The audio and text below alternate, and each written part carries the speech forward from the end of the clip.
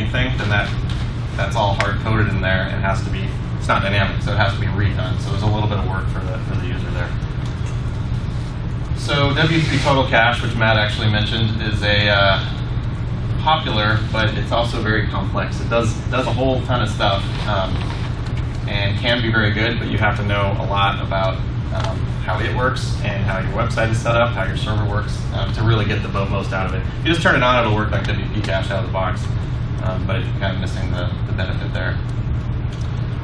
So that one, in general, how people are using it, it doesn't actually get you, it doesn't save you any more bottlenecks from WP Supercache.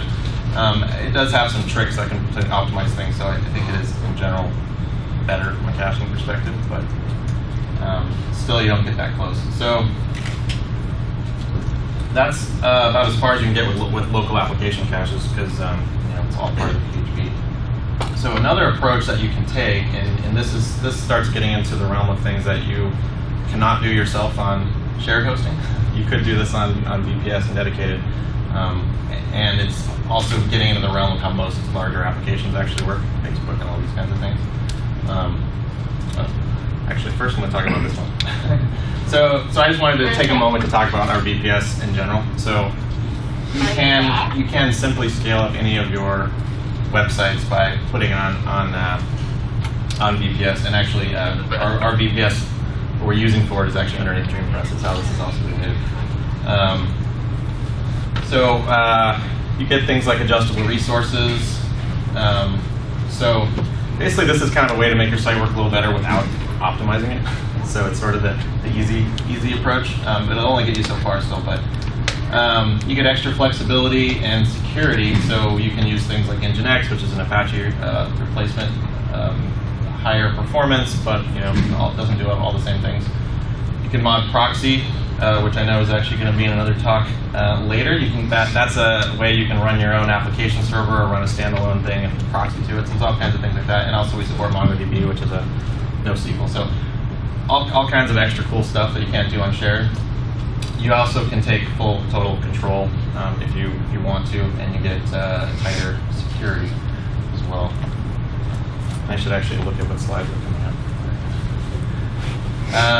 up. So Dream Objects is also something that was mentioned earlier. So this is one way you can help improve performance in some cases. If you have a lot of static content in particular, you can put that over in Dream Objects and load it that way, and then not as much of the local disk will be coming there. So Dream Objects, though, if you don't know too much about it, it's just it's called an object store, but that just means you stick things in it. It doesn't have a file system, so those things can be pictures or PDFs or anything, basically. Files. It's called an object store because it doesn't actually have a file system, and I spelled it wrong.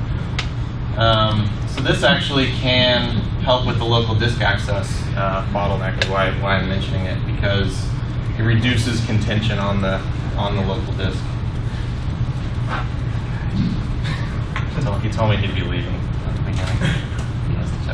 So that's actually something that anyone can turn on, and Mika, who's in the audience, has done a Dream Objects WordPress plugin that we do also install with all our WordPresses. You have to do a little bit of configuration to make it work. We don't do it automatically, but we're always working on making it even more tightly integrated. And that is actually applicable to anyone, not on DreamPress, on any shared, so something worth looking at. Only Unix shared. Only what? Only Unix shared. It doesn't work on Windows currently. Well, I guess I mean anywhere on DreamHost. Not anywhere in the world necessarily. So this is starting to get a little more advanced. So there's something called Varnish, which is what's called a proxy cache.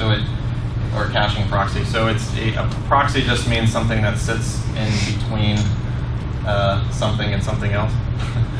In this case, the internet and your application.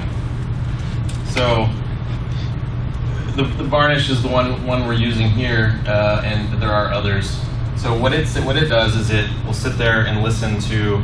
It watches every connection coming through. It handles it, talks to the user, and then as the generated web pages are sent back out to the user, it just keeps a copy of it in case someone else wants that again. And you can set all kinds of configurations and everything, and it keeps everything in memory.